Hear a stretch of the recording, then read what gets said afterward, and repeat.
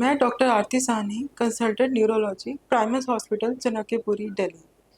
आज हम स्ट्रोक के विषय में बात करेंगे। स्ट्रोक यानी पैरालिटिक अटैक। यह दो प्रकार का होता है।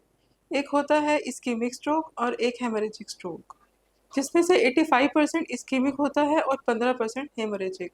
इस्कीमिक स्ट्रोक में खून की नस बंद हो जाती है और क्लॉट बनने से ब्रेन के एरिया को सप्लाई नहीं मिलता, जिससे कि पैरालिसिस हो जाता है।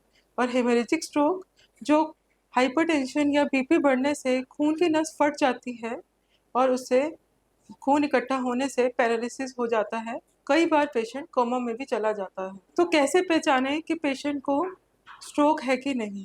इसके लिए एक एक्रोनिम है फास्ट। फास्ट का फुल फॉर्म है एफ से फेस, यानी एक तरफ का फेस का ड्रूपिंग होना या टेढ़ा होना या आंख बंद होना या आंखों से कम दिखाई देना।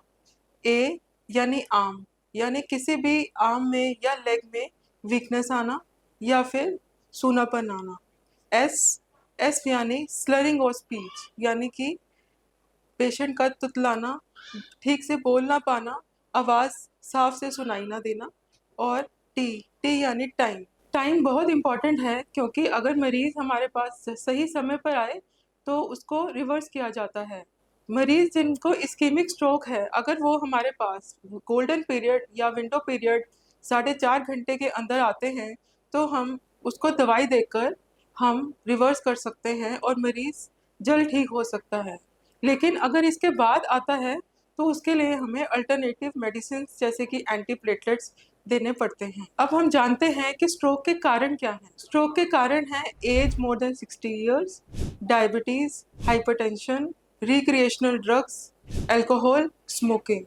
तो इनको अगर हम मॉडिफाई कर लें, क्योंकि ये सब मॉडिफाइबल फैक्टर्स हैं, तो अगर हम डायबिटीज़ कंट्रोल रखें, बीपी को मैनेज करके रखें, स्मोकिंग क्विट कर सकें, अल्कोहल को मॉडरेशन में लें, तो हम स्ट्रोक के रिस्क को काफ़ी हद तक कम कर सकते हैं। तो अगर आपको आपके घर में किसी के ऐसे सिम्टम्स दिखते हैं, तो आप बिल्कुल भी समय बर्बाद ना करिए और जल्द से जल्द आकर हमें यहाँ प्राइमस हॉस्पिटल में दिखा सकते हैं, जहाँ पर न्यूरोलॉजी की सारी सुविधाएं उपलब्ध हैं और सही समय पर आपका ठीक से इलाज किया जाएगा। धन्यवाद।